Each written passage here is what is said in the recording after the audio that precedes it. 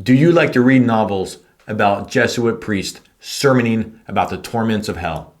Well, I do. James Joyce, A Portrait of the Artist as a Young Man. We have 2 questions to answer. First, did I enjoy reading this novel? 3 possible answers: no, kinda, and yes. I'm going to give it a kinda, maybe a kinda plus. The second question, and the most important question, is would I ever like to reread this book? And the answer is yes.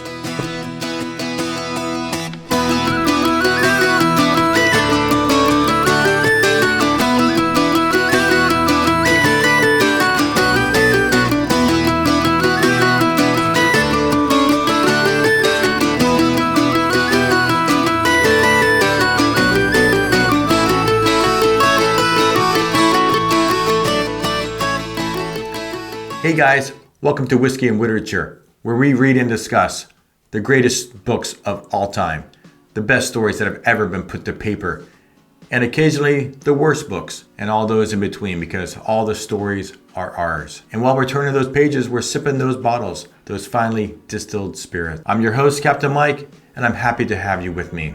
I watched a YouTube about the 50 greatest books of all time and decided to read them all in 2023 and added 2 for good measure to get 52 books in 52 weeks, and decided to make a YouTube channel to hold myself accountable for this reading and to share my experiences and reviews with you. This is my second review, James Joyce, A Portrait of the Artist as a Young Man. So let's first talk about James Joyce. He was Irish, born in 1882 and passed away in 1941. In the 19th and 20th centuries, and maybe even today, the Catholic Church could be considered a high-demand religion in Ireland. The depths of divide between Protestants and Catholics and the struggle for Irish independence has been explored ad nauseum in all types of media, movies, books, and music. This is the world that Joyce grew up in and ultimately rejected. He moved away, but returned when his mother was dying of cancer, and ignoring her pleas, he and his brother refused both confession, communion, and to kneel and pray for her after her death. This could be seen as a slight against his mother, but I'd rather see it as a rejection of the customs and conventions of religion and propriety. I admire his fortitude to thine own self be true, and for forging his own life's path. I know those who have done similar, and I respect them for that. And I'm going to add a new grade to my reviews, a quirky question to answer for the author. Would I like to sit down with James Joyce and have a nice pour of whiskey? After reading about him and his novel, the answer is yes. I would love to sit down with him and have a conversation about strength and character. Cheers to you, James. Okay, so now let's talk about the stats and the specs. This is his first novel and his third attempt at this novel. The first attempts got rejected by the publisher. He said to James Joyce, "I cannot publish what I cannot understand." These were much larger projects, which might be why it seems like this book is moving along at a good clip from scene to scene. Like he had a much larger draft that he cut pieces out, and made it into this much smaller novel. The original book was going to be 63 chapters. This one is only 5, thank goodness. My copy is only 144 pages long, though it's deceivingly thin because of the size of the pages. This work is considered Bildungsroman. I don't know if I'm saying that right. Deals with the formative years of growth and character development, typically from a young age into adulthood. But more specifically, this is Künstlerroman, which deals with the same thing, but specifically an artist. I listened to most of this book on Audible, and it really lends itself to listening. Colin Farrell read the book, and he did an excellent job. Great accent. His narration was spot on. A couple last specs. I paid $9.75 for this paperback. On Audible, it's free, and the listening time on Audible is 8 hours and 17 minutes. On the Kindle, also, this book is free. Okay, let's talk about the structure. When Joyce was working on the earlier drafts to make ends meet, he wrote short stories and essays, and he signed them Stephen Daedalus. And Stephen Daedalus is the main character. He chose an odd name, not at all Irish, because it's the name of a craftsman from Greek mythology who was known for his struggle for autonomy, his wisdom, and strength. Not at all a strange choice for a fledgling writer aspiring to greatness. Now is as good a time as any to do the whiskey of the week. And this week we're going with another Irish whiskey. And we have two from the same distiller, Midleton. Method and Madness. This one's opened. I've had it for a while. This is a brand new bottle that I just bought today. So I've already poured the one that I've owned for a while. This one I'm just opening as I just got it. They're both 92 proof, distilled in Ireland. This is the single pot still. It's aged in a sherry and bourbon barrels and finished in chestnut casks.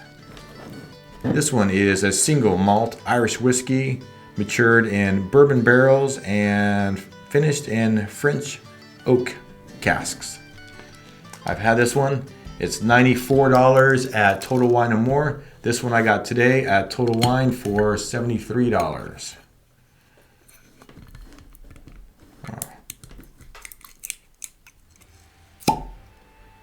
That was nice. How about you? Have you ever had any Midleton product? I've had their Midleton Very Rare. That runs about $239. I finished the 2019 version, and I have the 2021 and the 2022 right now.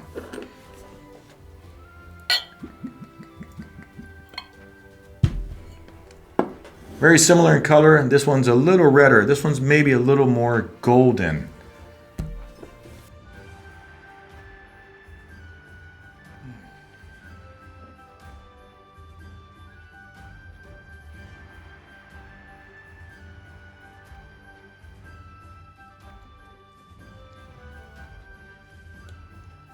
Very good.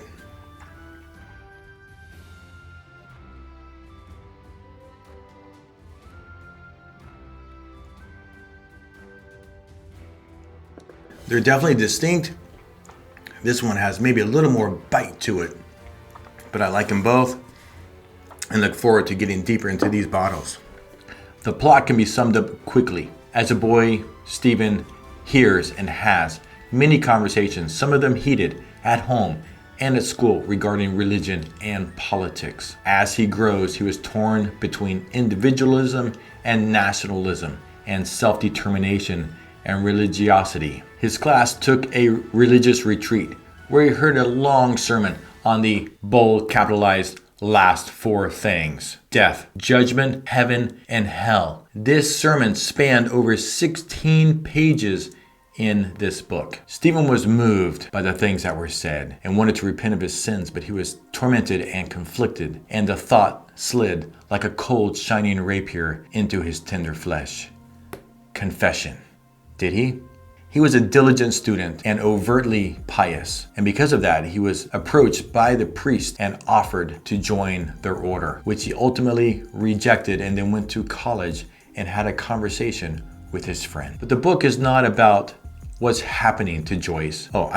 Stephen, Joyce's alter ego. It's about the things he feels, the changes he undergoes, the decisions he makes, and the growth that he thereby achieves. I assume that in Ireland, the Catholic Church is a high demand religion, and the need to declare your Catholicism and demonstrate outward piety is immense. I feel the dissonance between religion and human frailties. I have recently divorced myself, and I use the word divorce because it is heart-wrenching to undo decades of learning from a religion, convention, and custom. Inner turmoil is familiar. It was a constant companion as I wavered between doubt and teachings. Initially, I was in despair reading this book until the end of chapter 2, when I realized that Stephen's doubts and issues, they mirrored my own. This is precisely why this book saying to my soul, if you have always doubted your doubts or stifled your inner conflict to conform with your peers, this is not the book for you. Chapter 3 in the book contains the sermon and Stephen's subsequent attempts to live the strictures of his religion and his failures. He was offered and rejected the priestly life in chapter 4. This wasn't a passing fancy that he turned away from. He was identified and approached due to his perceived piety and outward appearance of steadfastness to the strictures and rules and constraints of Catholicism. I love the imagery at the end of chapter 4. After Stephen rejected the priesthood, he leaves and he walks away, and he comes to a river where his classmates are playing. They're jumping in the river, they're flipping each other with towels, and he's pained by their adolescence. He walks on, pondering possibilities. His heart leaps and his soul renews as he awakens to newfound freedoms.